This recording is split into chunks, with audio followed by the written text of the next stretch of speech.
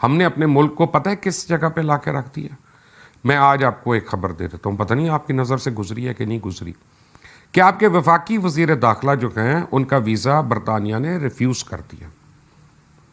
جی, شیخ رشید احمد کا ویزا برطانیہ نے ریفیوز کر دیا. اور یہ شیخ رشید احمد کا جو ویزا ریفیوز کیا وہ آفیشل پاسپورٹ پہ کیا, نارمل گرین پاسپورٹ پہ نہیں کیا. یعنی پاکستان کے لا اینڈ آرڈر رکھنے والے وزیر کا ویزا سلطنت برطانیہ نے ریفیوز کر دیا. اور اب شاید ایسے دن آ رہے ہیں کہ وہ کہہ رہے ہیں آنے والے دنوں میں ہم نے نئی ویزا ایشو ہی نہیں کرنے کسی کو. یہ پالیسی نہیں ہے, لیکن یہ ابھی انڈر ہینڈ یہ باتیں وہاں پہ ہو رہی ہیں. نومبر سے ابھی تک 6 مہینے ہو گئے یو اے ای میں آپ کو نیا ورک پرمٹ نہیں ملا, آپ کو ورک ویزاز نہیں ملے یو اے ای کے اندر. نومبر سے ابھی تک آپ کو سعودی عربیہ کے اندر ایک بھی نیا ورک ویزا نہیں ملا. قطر سے آپ پینگے بڑھا رہے ہیں لیکن قطر آپ کے ورک ویزاز نہیں دے رہا, ویسے وزٹ ویزا دے رہے ہیں, آئیں جائیں یہ کریں وہ کریں. آپ دنیا کے تمام ممالک کو اٹھا کے دیکھ لیں کہ کیسے کیسے پاکستان کے اوپر قدغن لگ رہی ہے. کوئی آپ کو ٹیررسٹ اسٹیٹ کہہ رہا ہے, کوئی آپ کو جو ہے وہ منی لانڈرر کہہ رہا ہے, کوئی آپ کو جو ہے ٹیررسٹ ہاربرنگ نیشن کہہ رہا ہے, اور ہم یہاں پہ جو ہے وہ ایک دوسرے کے دست و گرباں ہوئے ہیں. وزیر اعظم عمران خان ایک بڑا ہی ٹف سٹینڈ لیا ہے برطانیہ کے حوالے سے, نواز شریف صاحب کے حوالے سے. انہوں نے برطانیہ کی حکومت کو یہ میسج دیا کہ نواز شریف اگر آپ ہمارے حوالے نہیں کریں گے تو پھر ہم سے بھی آپ کسی رعایت کی توقع نہ رکھیں. اور اس کی اتنی کاسٹ ہے کہ مجھے یہ پتہ چلا ہے کہ برطانیہ والے اس قدر خفا ہیں اس بات پر کہ انہوں نے وزیر داخلہ جناب شیخ رشید احمد, ان کا جو ایک دورہ ہونے والا تھا وہ بھی ممکن نہیں ہو پایا, کیونکہ جو بندے برطانیہ نے مانگے تھے یہاں پر پاکستان کی وزارت داخلہ نے on the instruction of prime minister یہ کہا برطانوی حکام سے کہ ہم تو آپ کو بندے دے رہے ہیں, ہمارا بندہ آپ کے پاس ایک بیٹھا ہوا ہے منی لانڈرر, چوری چھپے ادھر آگے بیٹھ گیا, آپ اسے دیں ہمیں. تو برطانیہ نے کہا کہ جی وہ تو ایک پولیٹیکل پرزنر ہیں اور ان کا فیصلہ تو ہوم ڈپارٹمنٹ کرے گا. تو یہاں پر وزیر اعظم عمران خان کی ہدایت پر پھر یہ جواب دیا گیا انہیں کہ ادھر بھی ہمارا فیصلہ پھر وزیر اعظم کرے گا. اور اس میں ایک اور چیز بھی میں ایڈ کر دوں, جن لوگوں نے پھر برطانیہ کو بھڑکایا وہ شاید آپ ان کی نشاندہی کر سکیں. انہوں نے یہ بھی کہا کہ جناب دیکھیں یہ پاکستان تو بڑے عرصے سے ہمارے ساتھ ایسے ہی کر رہا ہے. وہ جو برطانیہ سے ایک جہاز بھر کے آیا تھا جس میں کچھ ڈپورٹیز تھے, تو پاکستان نے ان کو واپس کرنے, ان کو لینے سے انکار کر کے جہاز ہی کو واپس بھیج دیا تھا.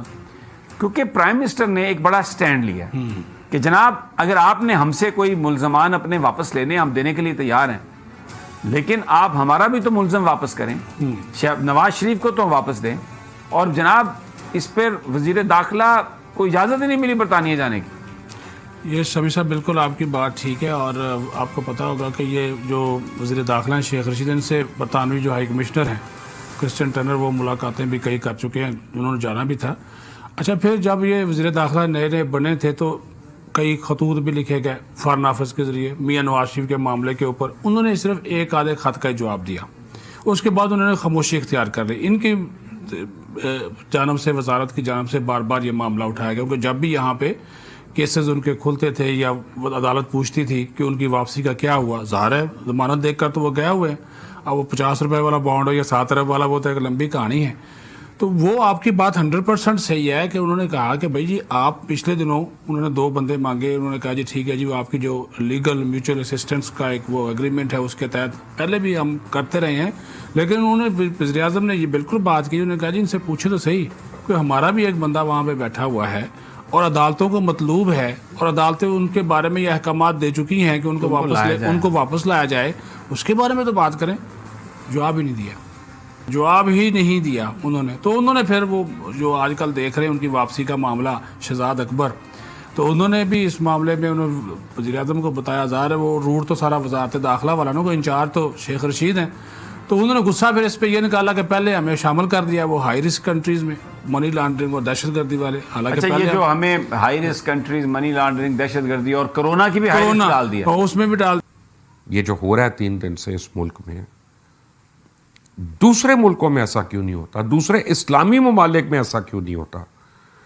اس کی وجہ ہے کہ جس ملک میں اب آپ کو کھل کر ایک بات کہہ رہا ہوں، مجھے پتا ہے اس پہ بہت لوگوں نے میرے اوپر تبرہ کرنا ہے، بہت لوگوں نے مجھے برا کہنا ہے، لیکن میرا کام ہے آپ کو سچ بتا دینا۔ میں کوئی پالیسی میکر نہیں ہوں، میں پالیسی نہیں بنا سکتا، میں کوئی ایڈوائزر نہیں ہوں کہ جس کی ایڈوائز بائنڈنگ ہو۔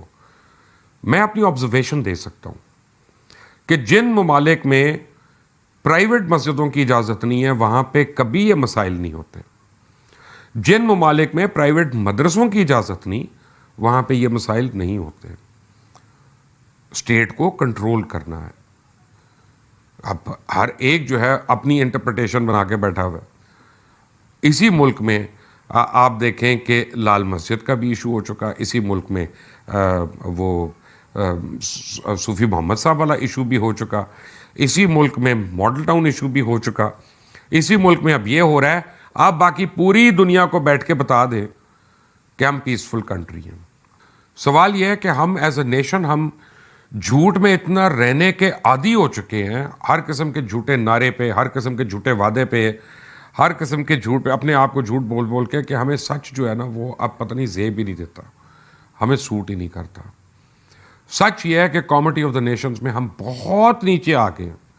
سچ یہ ہے کہ ہمارا کردار جو ہے بہت ہی گر چکا ہے، اور ابھی افطاری ہوئی ہے، پہلا روزہ جو ہے الحمدللہ اختتام پذیر ہوا ہے۔ میں اس کے بعد آپ کو یہ بات کہہ رہا ہوں کہ سچ یہ ہے کہ ہم مسلمان ہی رمضان کے اندر ملاوٹ کرتے ہیں۔ سچ یہ ہے کہ ہم روزہ رکھتے ہیں، ہم نماز ہی پڑھ کے آتے ہیں، اور پھر ہم اپنا 2 نمبریاں بھی کرتے ہیں اپنے کاروبار میں، اپنے کام میں۔ سچ یہ ہے کہ ہم مسلمان جو ہے لوگوں کے کھانے پینے کی جو اشیاء ہیں ان کی ذخیرہ اندوزی کرتے ہیں، جس کا مذہب ہمیں منع کرتا ہے۔ سچ یہ ہے کہ اللہ تعالیٰ کہتا ہے کہ دنیا میں ایک ایسا کام ہے کہ جس کی میں نے کبھی بھی یعنی تمہیں معافی نہیں دینی، اور اس کی پکڑ میں نے خود کرنی ہے، دنیا میں اس کی سزا نہیں ہونی۔ وہ اللہ تعالیٰ کہتا ہے میں تم کو سزا دوں گا، میرے ساتھ اعلانے جائیں گے، وہ ہے سود، اور ہم بڑی بے شرمی سے سود کا کاروبار ہمارے چاروں طرف ہو رہا ہے، ہم اس کا حصہ ہیں اور بڑی خوشی خوشی حصہ ہیں۔